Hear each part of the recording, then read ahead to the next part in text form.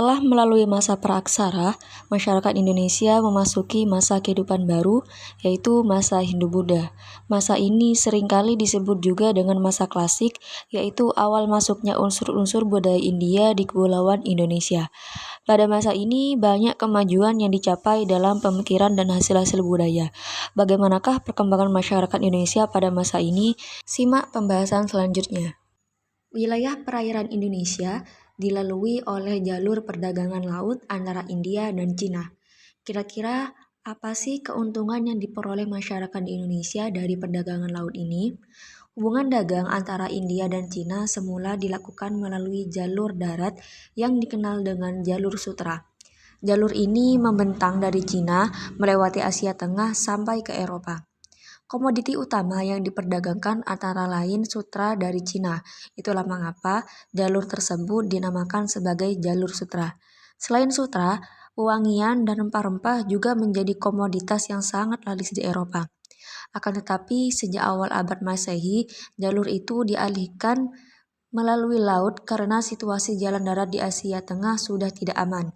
Jalan laut yang terdekat dari India ke Cina yaitu melalui Selat Malaka. Peralihan rute perdagangan ini telah membawa keuntungan bagi masyarakat di Indonesia.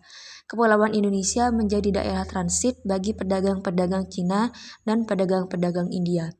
Masyarakat di Indonesia juga ternyata ikut aktif dalam perdagangan tersebut, sehingga terjadilah kontak hubungan di antara keduanya. Hubungan dengan kedua bangsa itu menyebabkan pengaruh Hindu-Buddha yang berasal dari India berkembang di Indonesia. Namun, tidak diketahui secara pasti mengenai kapan dan bagaimana proses masuknya kebudayaan Hindu-Buddha di Indonesia. Sampai saat ini masih ada perbedaan pendapat mengenai cara dan proses masuknya kebudayaan Hindu-Buddha ke Kepulauan Indonesia. Berikut ini beberapa pendapat teori mengenai masuknya kebudayaan Hindu-Buddha ke Indonesia. Teori yang pertama yaitu teori Vaishya. Teori ini menjelaskan bahwa proses masuknya kebudayaan Hindu-Buddha dibawa oleh pedagang India. Para pedagang India yang berdagang di Indonesia menyesuaikan dengan angin musim. Sambil menunggu perubahan arah angin, mereka dalam waktu tertentu menetap di Indonesia. Selama para pedagang India tersebut menetap di Indonesia, memungkinkan terjadinya perkawinan dengan perempuan-perempuan pribumi. Menurut N.J. Krom, mulai dari sini pengaruh kebudayaan India menyebar dan menyerap dalam kehidupan masyarakat Indonesia. Teori yang kedua yaitu teori ksatria. Ada 3 pendapat mengenai proses penyebaran kebudayaan Hindu-Buddha yang dilakukan oleh golongan ksatria. Yang pertama, menurut C.C. Burke, menjelaskan bahwa golongan ksatria yang turut menyebarkan kebudayaan Hindu-Buddha di Indonesia. Para ksatria India ini ada yang terlibat konflik dalam masalah perebutan kekuasaan di Indonesia. Bantuan yang diberikan oleh para ksatria ini sedikit banyak membantu kemenangan bagi salah satu kelompok atau suku di Indonesia yang bertikai.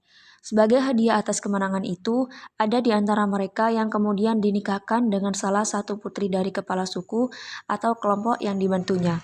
Dari perkawinannya itu, para ksatria dengan mudah menyebarkan tradisi Hindu-Buddha kepada keluarga yang dinikahinya tadi.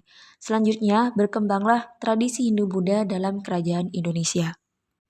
Pendapat yang kedua yaitu pendapat yang diungkapkan oleh Mukherjee. Ia mengatakan bahwa golongan ksatria dari Indialah yang membawa pengaruh kebudayaan Hindu-Buddha ke Indonesia. Para ksatria ini selanjutnya membangun koloni-koloni yang berkembang menjadi sebuah kerajaan. Pendapat yang ketiga yaitu menurut J.L. Mons. Ia mencoba menghubungkan proses terbentuknya kerajaan-kerajaan di Indonesia pada awal abad ke-5 dengan situasi yang terjadi di India pada abad yang sama. Ternyata, sekitar abad ke-5 ada di antara para keluarga kerajaan di India Selatan melarikan diri ke Indonesia sewaktu kerajaannya mengalami kehancuran. Mereka itu nantinya mendirikan kerajaan di Indonesia. Teori yang ketiga yaitu teori Brahmana. Teori ini diungkapkan oleh J.C. Van Leur. Dia mengatakan bahwa kebudayaan Hindu-Buddha India yang menyebar ke Indonesia dibawa oleh golongan Brahmana. Pendapatnya itu didasarkan pada pengamatan terhadap sisa-sisa peninggalan kerajaan-kerajaan yang bercorak Hindu-Buddha di Indonesia, terutama pada prasasti-prasasti yang menggunakan bahasa Sanskerta dan huruf Pallawa. Karena hanya golongan Brahmana lah yang menguasai bahasa dan huruf itu, maka sangat jelas di sini adanya peran Brahmana. Teori yang terakhir yaitu teori arus balik. Pendapat ini menjelaskan peran aktif dari orang-orang Indonesia yang mengembangkan kebudayaan Hindu-Buddha di Indonesia. Pendapat mengenai keaktifan orang-orang Indonesia ini diungkapkan oleh F.D.K. Bosch yang dikenal dengan teori arus balik. Teori ini menyebutkan bahwa banyak pemuda Indonesia yang belajar agama Hindu-Buddha ke India. Setelah memperoleh ilmu yang banyak, mereka kembali ke Indonesia untuk menyebarkannya. Masuknya pengaruh Hindu-Buddha ke Indonesia telah membawa perubahan dalam berbagai aspek kehidupan masyarakat Indonesia. Perubahan-perubahan itu antara lain tampak dalam bidang-bidang berikut ini. Yang pertama, pada bidang pemerintahan. Sebelum unsur kebudayaan dan agama Hindu-Buddha masuk, masyarakat dipimpin oleh seorang kepala suku yang dipimpin oleh anggota masyarakatnya. Seorang kepala suku merupakan orang pilihan yang mengetahui tentang adat istiadat dan upacara pemujaan roh nenek moyangnya dengan baik. Ia juga dianggap sebagai wakil nenek moyangnya.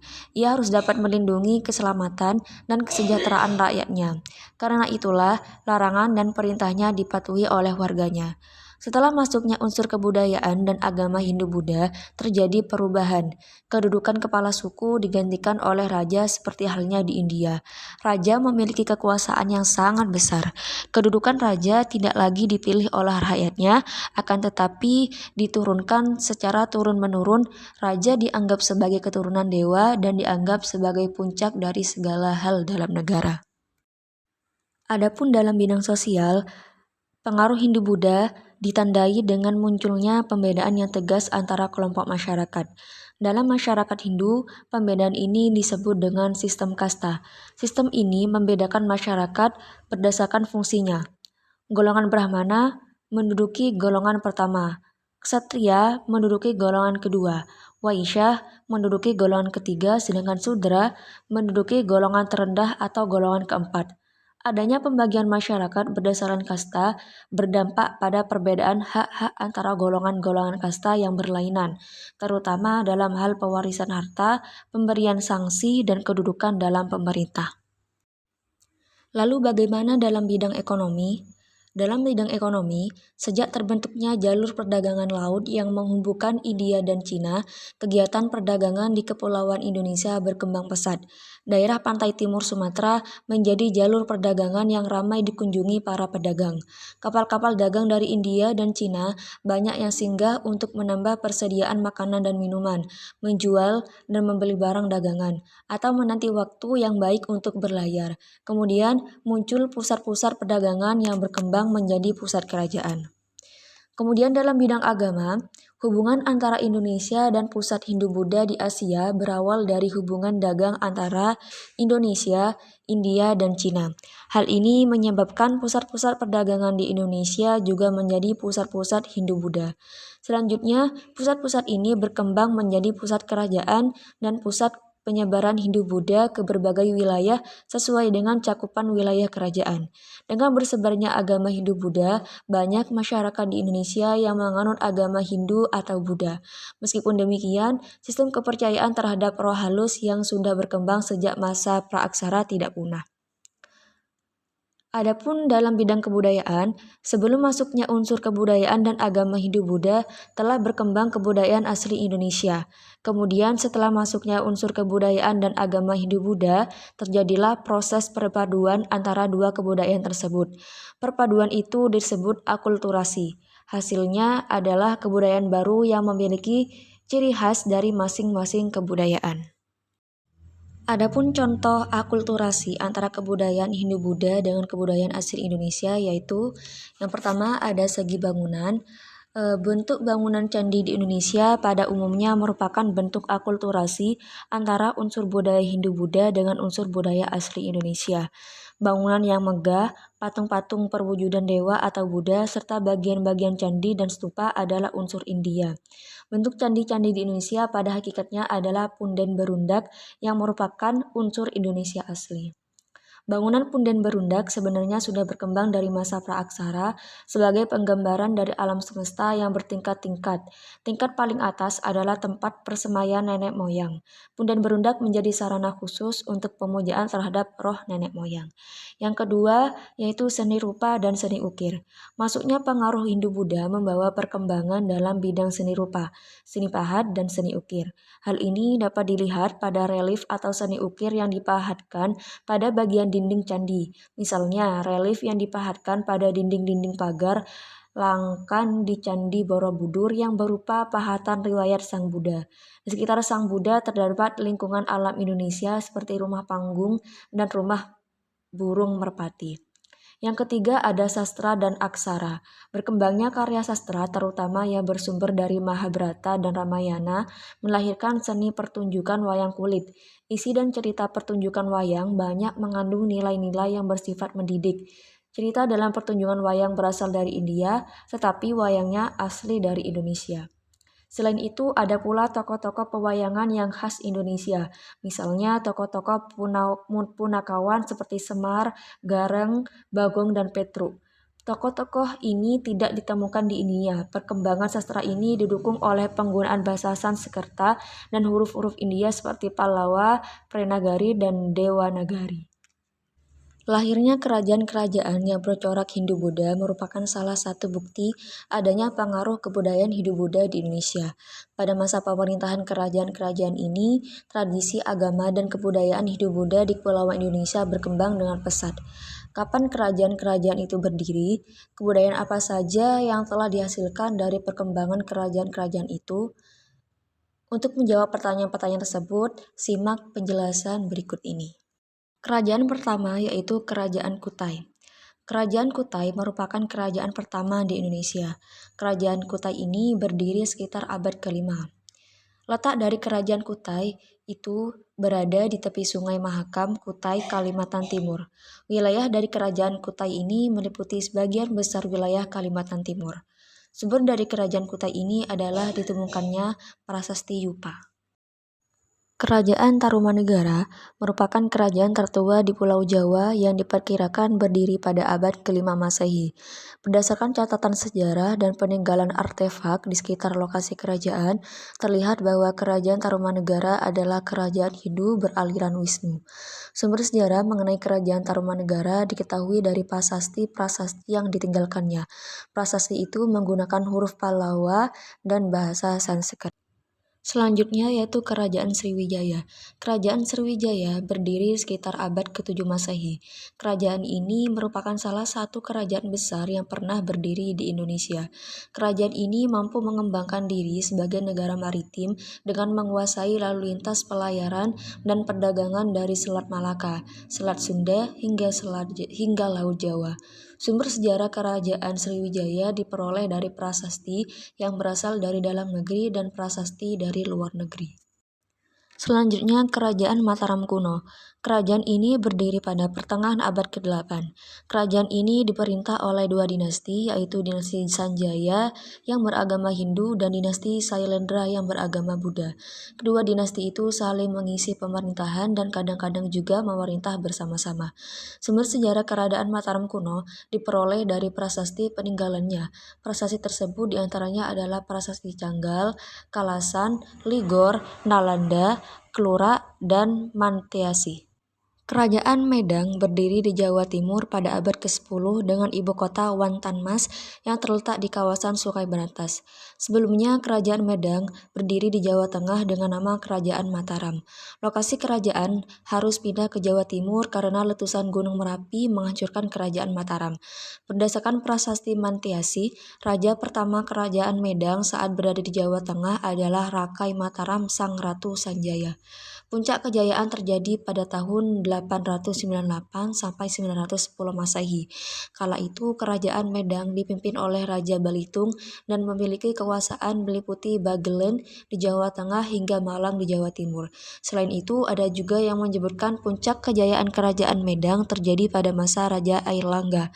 Hal itu tertulis dalam kitab Arjuna Wiwaha karya Empu Kanwa. Munculnya Kerajaan Kediri berawal dari pembagian kerajaan oleh Airlangga menjadi Janggala dan Panjalu.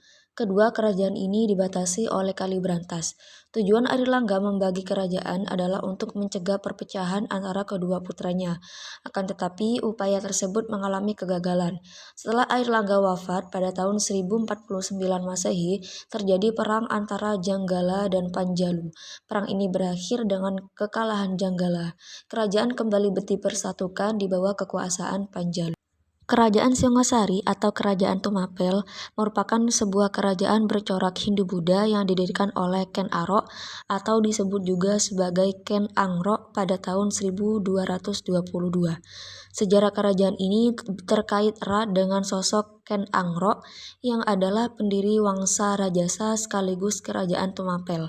Lokasi dari kerajaan ini sekarang diperkirakan berada di daerah Kecamatan Singosari, Kabupaten Malang, Provinsi Jawa Timur.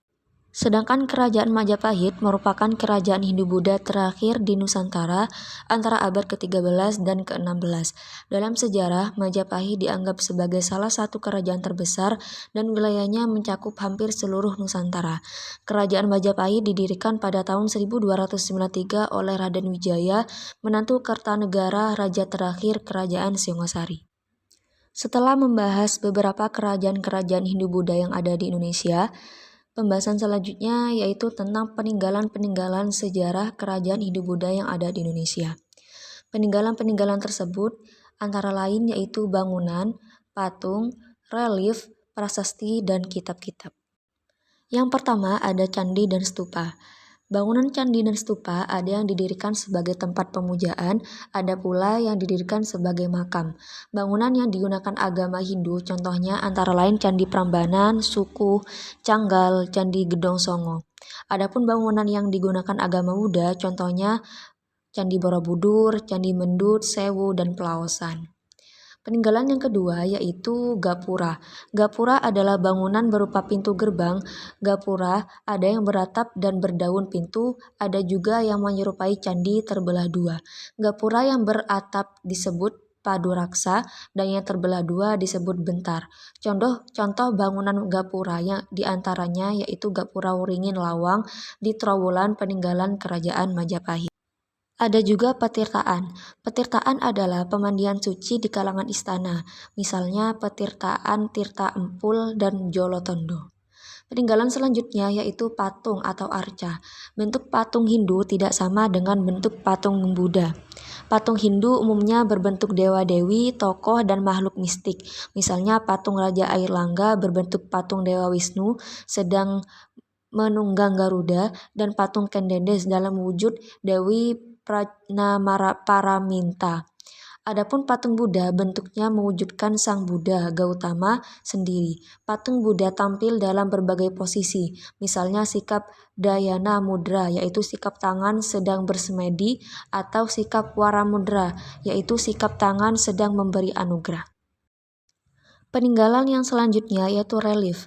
Relief adalah seni pahat pada dinding suatu bangunan atau candi. Relief itu melukiskan suatu cerita, contohnya yaitu cerita Ramayana yang dipahat pada dinding Candi Prambanan. Selanjutnya ada prasasti. Prasasti merupakan tulisan pada batu yang memuat berbagai informasi tentang sejarah dan peringatan atau catatan suatu peristiwa. Misalnya prasasti Canggal, Cirutun, Talang Tuo, Prasasti Kota Kapur, dan lainnya. Yang terakhir yaitu kitab. Kitab merupakan karangan berupa kisah, catatan, laporan tentang suatu peristiwa atau sejarah. Isi kitab tidak berupa kalimat langsung, melainkan rangkaian puisi indah dalam sejumlah bait. Ungkapan dalam bentuk puisi ini biasa disebut kakawin. Kitab-kitab peninggalan masa Hindu-Buddha antara lain Kakawin Bharatayuda karya Empu Seda dan Empu Panuluh, Kitab Negara Kertagama karya Empu Prapanca, dan Sutasoma karya Empu Prapanca. Demikian pemaparan materi masa Hindu-Buddha pada kali ini. Semoga membawa manfaat dan barokah. Wassalamualaikum warahmatullahi wabarakatuh.